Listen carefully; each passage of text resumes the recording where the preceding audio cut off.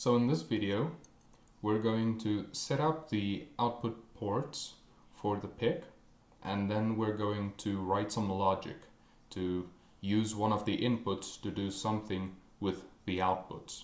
Right, so firstly, you need to get port D set up. So this is usually the output ports, because if you have a board or you made your own board, it would have been advised to put the LEDs on this board. I always remember the D for LED, right? So what you do is you want all of the pins to be outputs. For that, VLW, we're going to put 0, 0, 0, 0, 0, 0, 0, 0 in the WREG, and then we're going to move that to port D. Now this step is not required, but I always like to clear the logic behind the port before I actually set it up. So for TRIZ, MOVWF to TRIZ, right, so let's look at the data sheet. So I'm going to the table IO ports. Right, so if you look at this generic IO port operation, you will see that there is, where is the TRIZ? Right, there's the TRIZ. The TRIZ is a one-way gate which says whether the pin is an input or an output. So if TRIZ is low, the pin would be an output. And if the TRIZ is high, then it would be an input. And this is true for all pins, with very few exceptions, with some things like the serial port on port C. But for the port D and most of port A and port B, the TRIZ gets cleared to make it an output, and it gets set to make it an input. Right, so looking at TRIZ D, I wrote a bunch of zeros. The entire 8-bit register, I made it zeros, which means that entire port and output port. Right. Port D, let's just say I cleared the port. Right. So this would set up port D. Right. So because we actually want to do something, we're going to take port A, and we're going to take RA4 and set it up. No.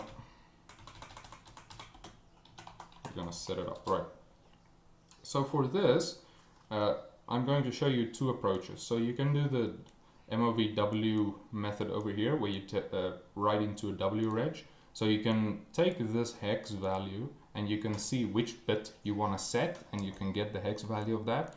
You can do it using a calculator, and programming mode. So you can look at, if you want the fourth pin set up. Let's just see the fourth pin, RA4. There we go. Right, so 4 should be 0, 0, 0, 1, 0, 0, 0, 1.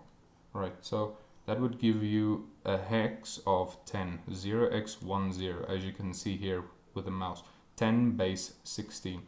It could also be the other way around. I'm not sure what the endian is, which is 0x08. So it's either x10 or x08. But that is a little tiresome.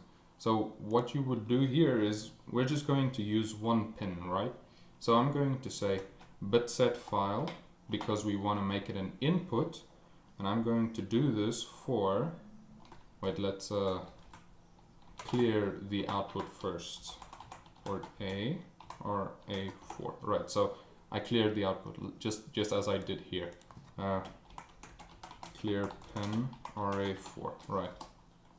So here I'm going to say bitset file TRIZ A RA4.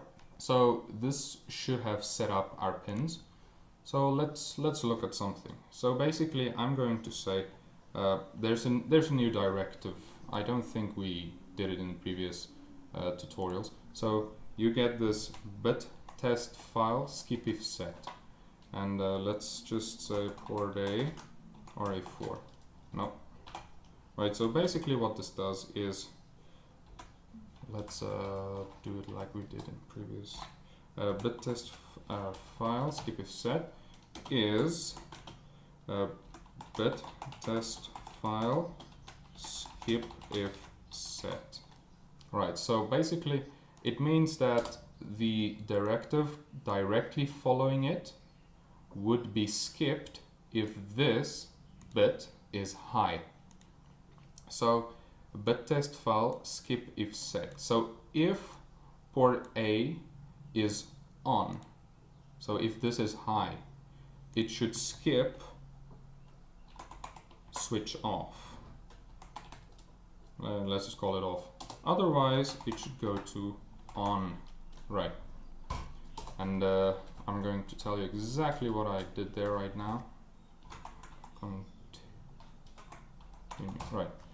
So we're going to write two kind of like C functions down here, and we're going to call one off and the other one on, because to set it real time in a single line like this and have to worry about logic like this, because sometimes you would, for instance, skip it and then it would be on, but then just the next line it would be off. So we're going to go to off, do our stuff here, and when we're done we're going to say go to continue, which will go on here. So we skip the on. So if we want it to be off, it will not go to on as soon as it finished off.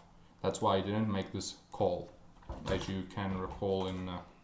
wait, have I used call before? No, I haven't. Oh, so right now you're just going to need to know the goto.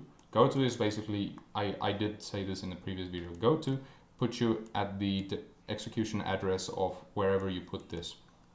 Right, so our port A is set up, our port D is set up, so let's write off. So basically this function should switch off all the LEDs on port D, and logic is always a little iffy here, so maybe it's the other way around. With, you never know with this, but test file skip set is, it's a lot of not this if not that, if this and not that. So yeah, just keep just remain informed about that. So here I'm going to say go to continue.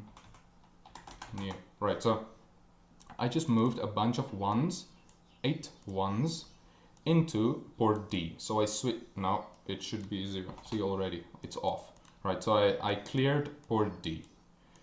You have exactly the same function for on. Instead of off, it would be on, and that would be FF. It's exactly the same. So let's run through this. So we start, and then it tests if the pin is high. If it's not high, it will go to off.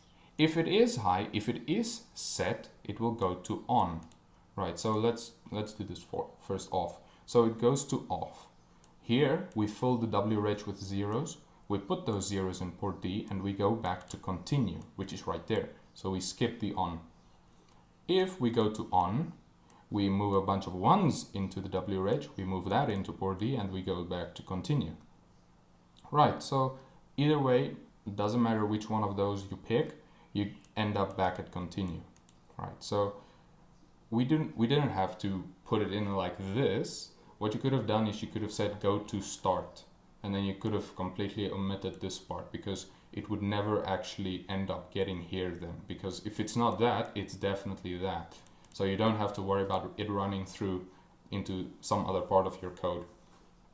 Right, so I'm going to quickly compile this. Please, no errors. All right, build successful. And I'm going to run this now. Right, running.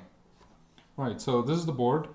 This would be pin RA4, and currently it's plugged into VSS, which is negative.